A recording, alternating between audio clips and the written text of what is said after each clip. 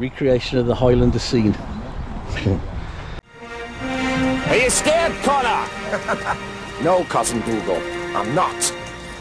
Don't talk nonsense, man! I peed my kilt the first time I went into battle! Are you scared, Connor? I forgot my lines. No, Cousin Doodle, I'm not. That's it, so I get. Take two. It's only one line, mate. Don't you can do No, it. Cousin Doodle. Dougal. I'm not. Dougal. Right, you ready?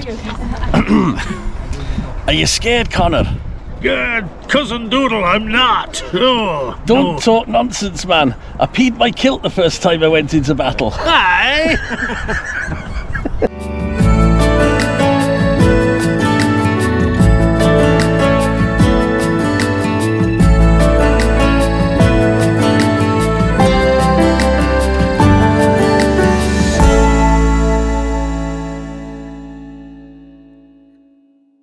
I think it's definitely fair to say the Academy Awards not going to be bothering me and Ian anytime soon, but we still had fun.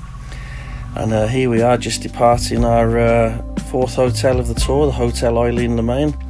Very nice hotel, not necessarily the best, even though it was the most expensive, but it had its good and bad points, which we all rated the hotels in the evenings, usually quality of the food, comfort of the bed, how nicely it was decorated, how friendly the staff were, things like that. And that was always interesting to get everybody's opinion. Of course, we could always rely on Brian, our curmudgeonly Yorkshireman, to point out anything negative. Usually it was if his bedroom wasn't on the ground floor, which I'll go along with that, as most bedrooms were upstairs when houses were built 100 years ago. But God forbid if the room wasn't big enough or the shower wasn't up to standard, etc. And then he'd turn to Craig Revel Horwood and the room would be a disaster, darling. Of course, Brian doesn't actually speak like that, he's from Yorkshire. So he'd usually come up to me and say, "Nope, don't like room, lad, bloody hopeless." But we love him anyway.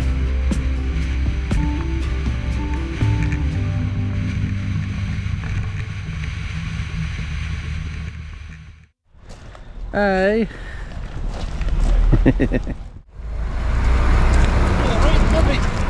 Where are we? Eileen Donan Castle. Hey.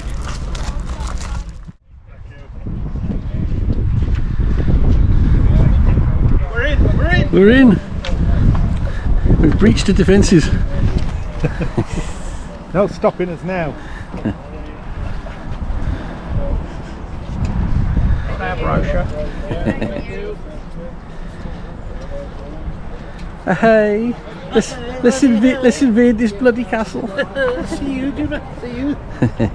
Queen's Baths was out scratching. Or in our so this was ABC the Highlander then. Yeah. I need to watch that though. Highlander, yes. Highlander. I think you'll enjoy it.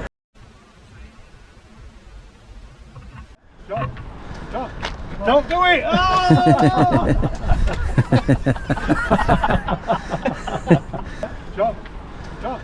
Don't do it! Oh!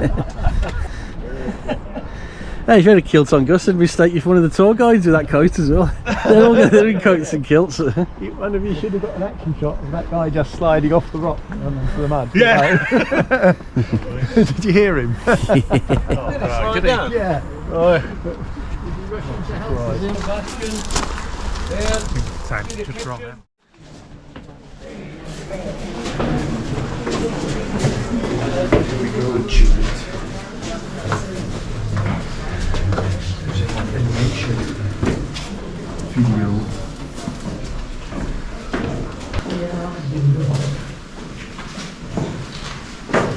That's good, isn't it?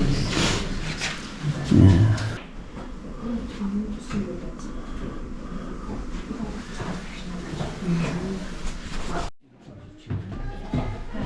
Yeah, Dory. What are you wearing?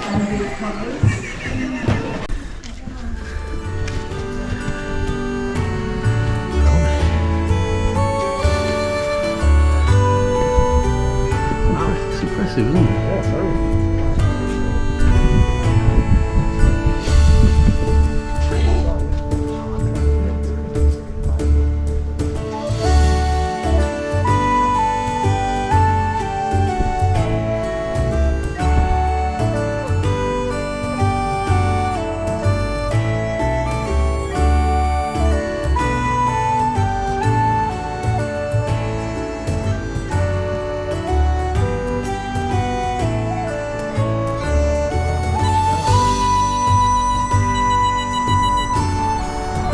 see you, Gus.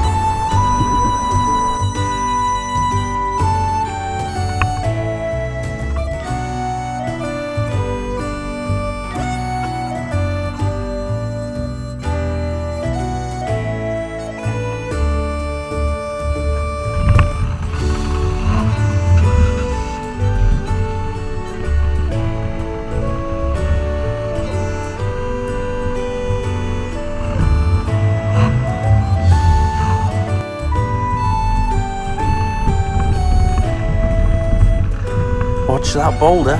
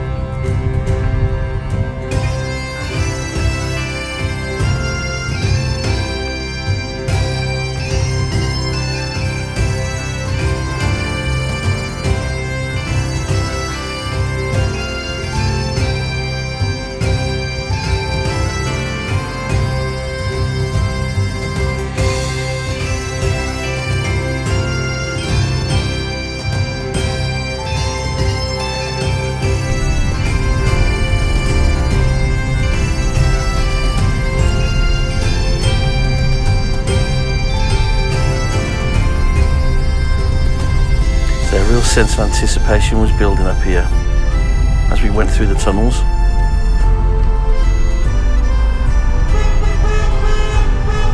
And we were going up alongside Loch Carron and Strath Carron. You could see the the scenery was getting that much more rugged, and a real anticipation that we were getting close to the Applecross Pass, which, to be honest, is the bit I've been looking forward to the most on the entire tour. I've watched it so many times on other videos, and I really, really wanted to drive it, and we weren't far away at this point, and yeah, it didn't disappoint.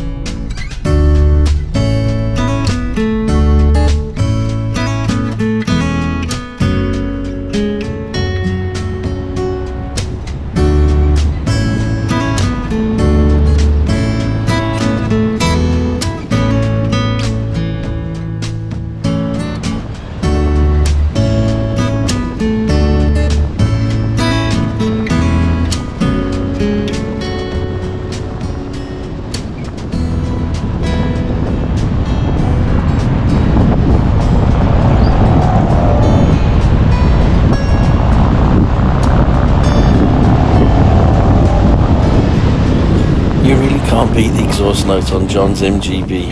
It's just got such a great sound. Yeah, it was a pleasure to be behind it a lot of the times. Great noise, especially when it was under load.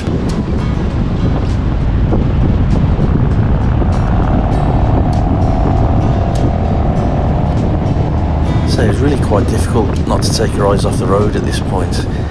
We just passed the sign saying that the Applecross Pass was approaching, and you know, the scenery and the terrain just changed. It went really quite barren, and the temperature also dropped.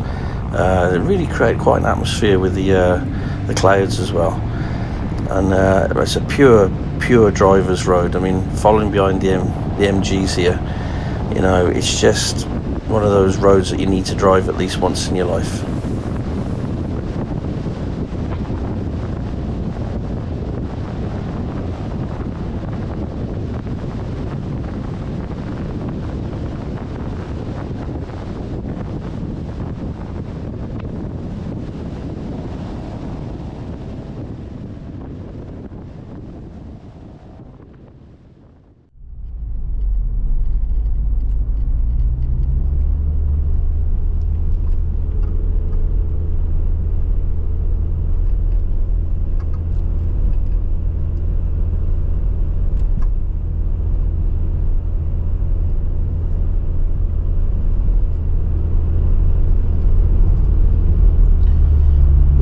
currently climbing up out of Strathcarron and heading towards the Applecross Pass. It's getting very, very dramatic scenery now.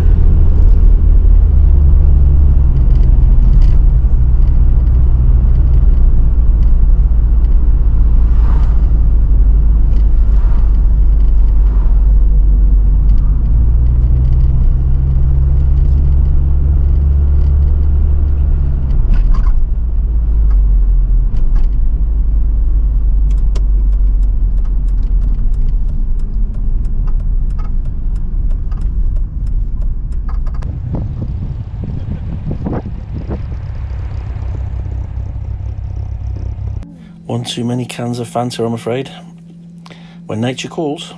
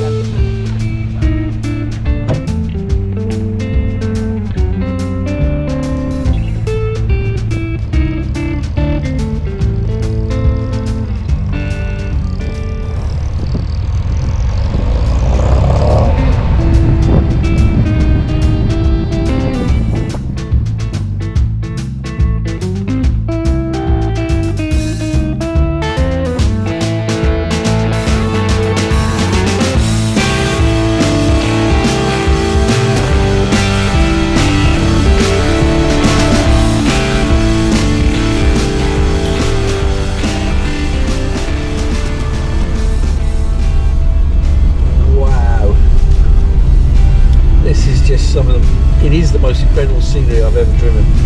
I thought Wales had some impressive roads, but this is just fantastic. I hope the camera's doing it justice. The scale of these mountains, you can see why they say it's some of the best or the best driving road in Britain. Now that's an impressive sight. I love seeing our convoy in dramatic scenery, and well, does it really get any better than that? Right at the start of the Applecross climb, little did the cars know just what was in store for them. This really did put them through their paces. Fantastic roads, but the cars were up to it.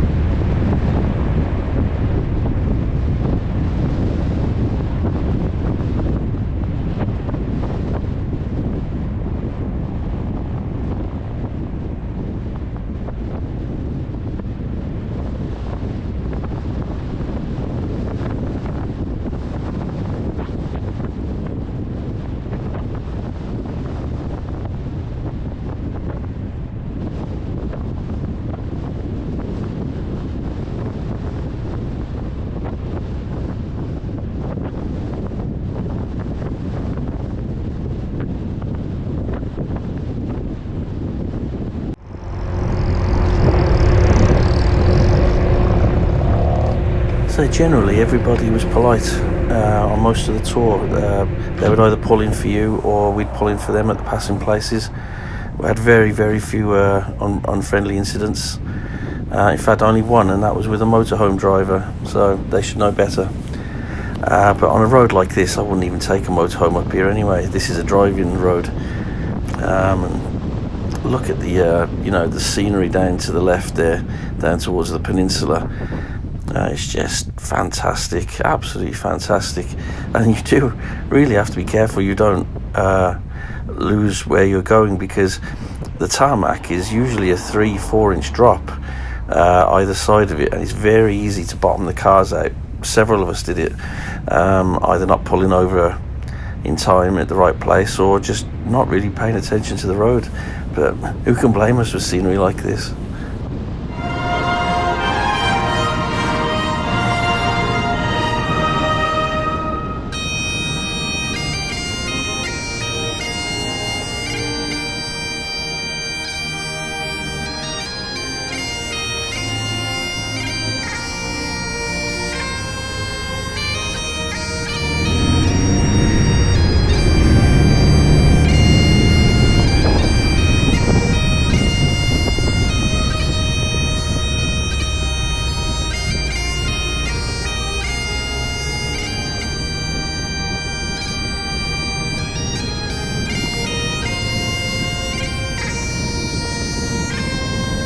Here we see the MGB approaching what for me was probably the most spectacular part of the Applecross Pass.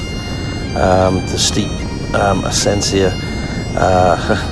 The video doesn't really do justice to how steep this road is, but believe me, it is steep, and you can smell the cars getting warm, you can smell the oil, you can hear the fans cutting in, but you've just never driven anything like it.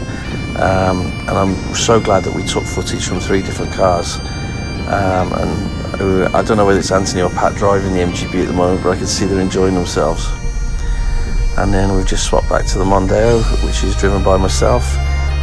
Just look at this scenery.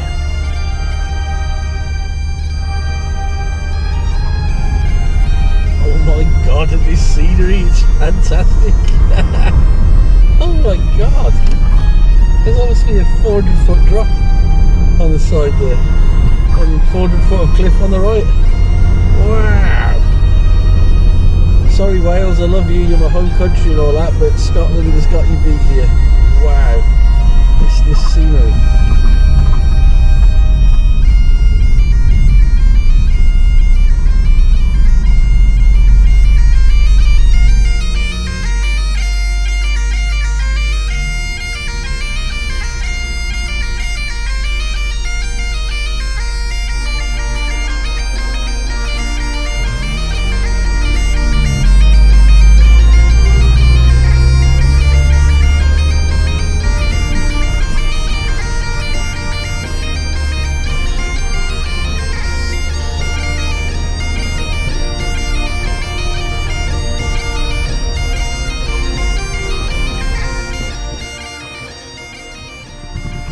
Who's that Wally towing a trailer up the Applecross Pass? Oh, that'd be me. Ian and Sarah in the Granada, Brian in the Jag.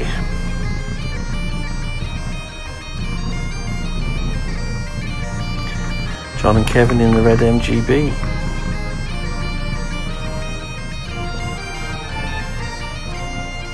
Oh, looks like Gus isn't waiting for Anthony and Pat. Off you go, Gus.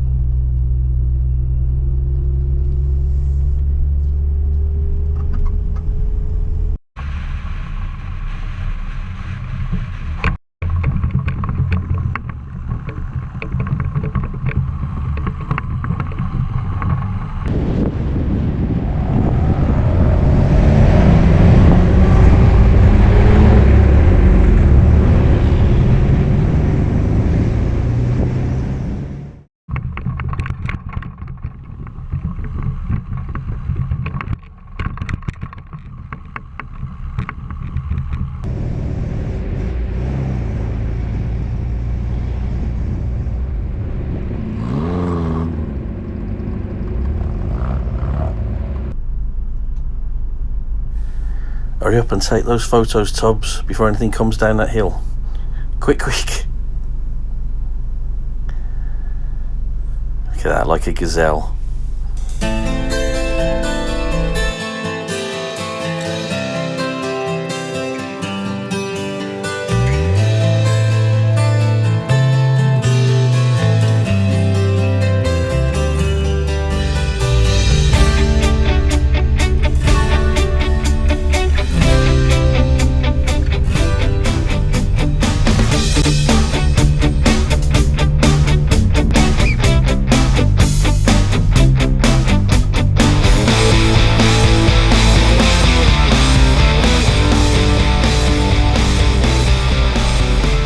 Absolutely love these hairpin bends. It's like something out of the Italian Job, and there's quite a few of them on the way up the pass there. Just take a little bit of extra care, but you know, otherwise brilliant fun. And we're almost at the summit of Applecross now, and I think the cars were breathing a sigh of relief at this point.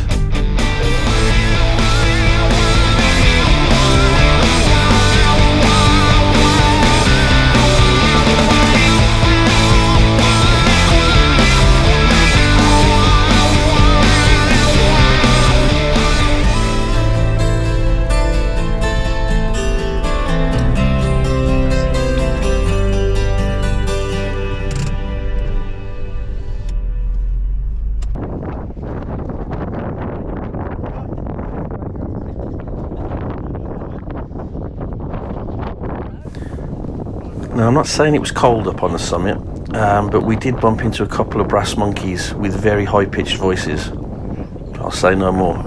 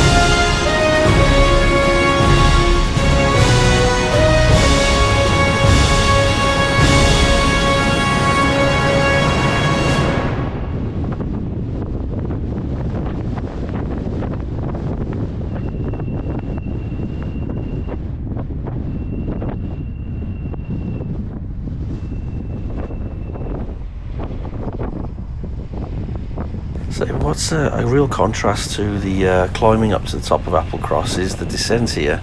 It's not quite so twisty-turny. There are lots of, there are twists and turns, but there are lots of long, straight passages where you can see what's coming the other way and actually get a little bit more speed up.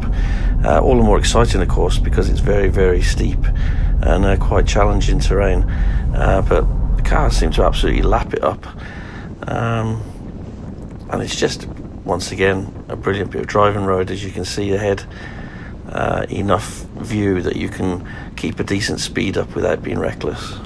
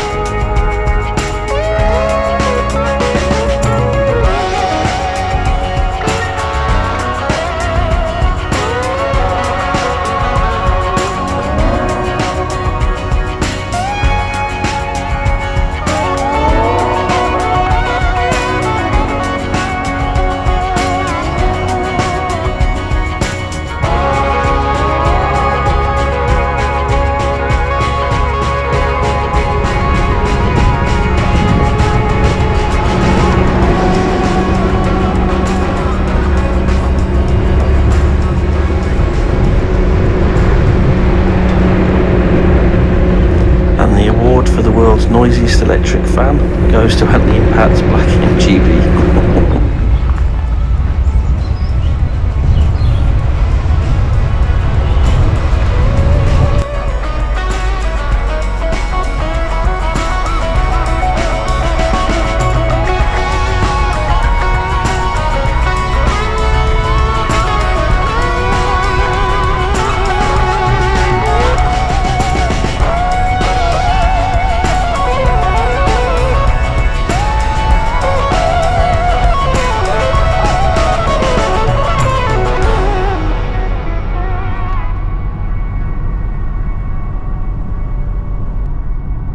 So yeah, after leaving the Applecross Peninsula, which is beautiful in itself, the scenery started once again to get extremely dramatic. As you can see, the mountains poking up through the clouds, and much more rugged again.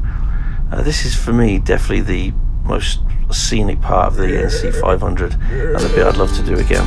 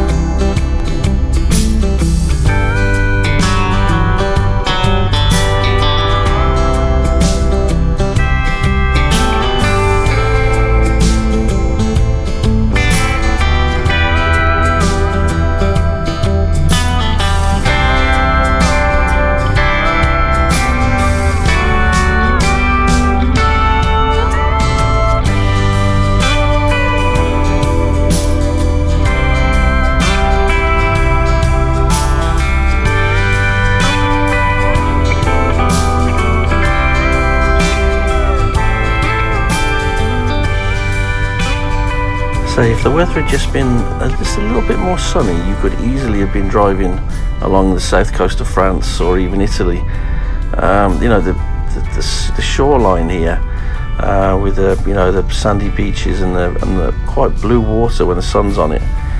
It's hard to believe you're in the Highlands of Scotland. You know, it really could be somewhere on the European coast. Beautiful.